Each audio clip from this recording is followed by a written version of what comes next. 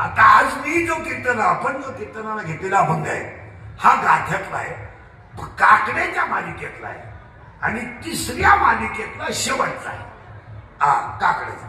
आता प्रश्न असा झालाय, काकडा आणि हरिपाठ या गोष्टी आता जवळजवळ कमी झाल्या. आता काय झालंय, राईस प्लेट काम झाले. परमार्थ म्हणजे राईस प्लेट. एक चाल म्हणायची, हे करायचं, संपलं विषय. एक हे करायचं. आता ह्या पोरानं खोत ठेवून दिला का पुढच्या कीर्तना पोत उचकायचा नाही. एक पैसे मिळतील त्याच दिवशी पाहवा, पैसे मिळतील त्याच दिवशी चाल म्हणायची. तसं नाहीये. भजने असो, कीर्तनकार असो, गायक असो, वादक असो, मी असो नाही तर माझा बाप असो, तुम्हाला कीर्तन असो नाही तर नसो, नियमाला तडजोड नाही. नियमाला तडजोड नाही. ज्ञानेश्वरीवर नजर टाकलीच पाहिजे, गाथ्यावर नजर टाकलीच पाहिजे, तुळशीला पाणी घातलं पाहिजे, शरीराला गायीचा स्पर्श झालाच पाहिजे.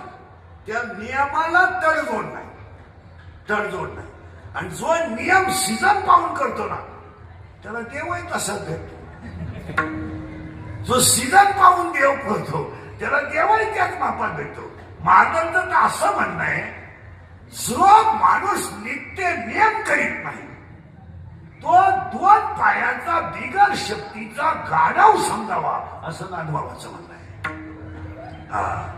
हरी तो गाढव आहे. आणि डायरेक्ट म्हणलं तुकाराम महाराजांनी तर श्रीच दिली डायरेक्ट. तुकाराम महाराज तर डायरेक्ट म्हणलं, ज्याच्याकडे काही नित्यनेम नाही, काही नित्यनेमाविना अन्न खाय तो श्वास. एकही नियम न करता कुत्र्यानं कधी एखादा झाली, सोमान झाला, आंघोळ केली, तुळशीनं उठला का धंदा खाली. मग काही प्राणी जर काहीच नियम न का, हे बरे ते खुर्चीने ठेवून आणि एका जागेवर बसतील, बस खाली तिथे जाता. हा अजील नाही. मला वाटलं की तू गेली मानक्या.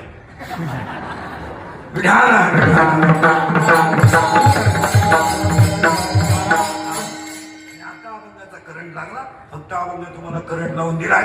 आता तुम्हाला बोलावं लागेल, बोललं तर कळेल.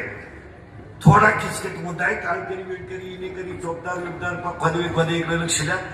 आणि अभंगाला सुरुवात. हा अभंग काकड्यातला आहे. आता मी तुम्हाला 2-3 प्रश्न विचारतो. हाला हा म्हणायचं, नाहीला नाही म्हणायचं. मोबाईल बंद करायचं. एवढी भारी वस्तू बाहेर ठेवून खिशात ठेव, आतल्या खिशात ठेव.